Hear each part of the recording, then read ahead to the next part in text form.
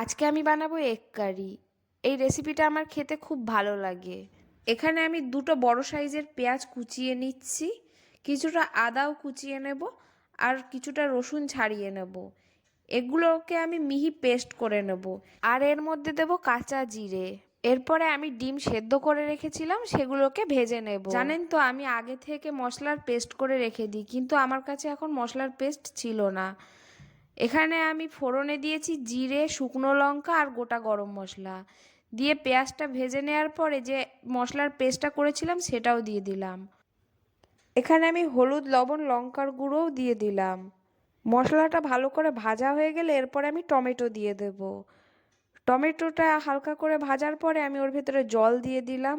জলটা ফুটে উঠলে আমি এর ভেতরে ডিমগুলো ছেড়ে দেব।